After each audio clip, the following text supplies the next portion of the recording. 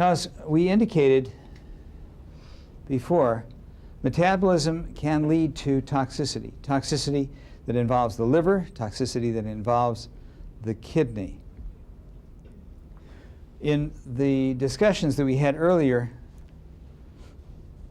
about the liver, we noted that there were several mechanisms by which inhaled anesthetics might produce hepatic injury. And these are listed here, and we've gone through them.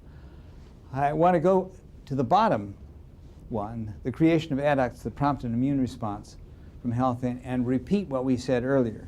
And that is that clearly halothane is a hepatotoxin and can produce severe hepatic injury and death with an incidence of what?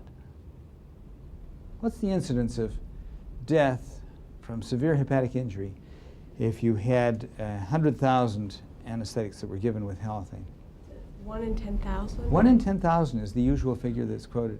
It would depend on what study you looked at. It could be as few as 1 in 35,000, but 1 in 10,000 is the figure that's usually quoted.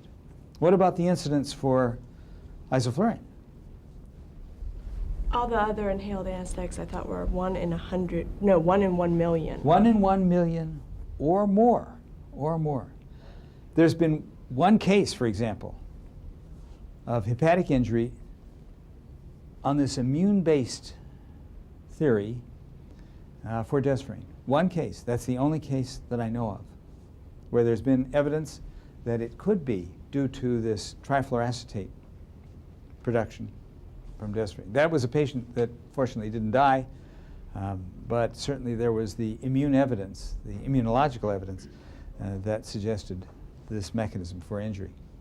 That's in tens of millions, if not hundreds of millions of desferrine anesthetics that have been given.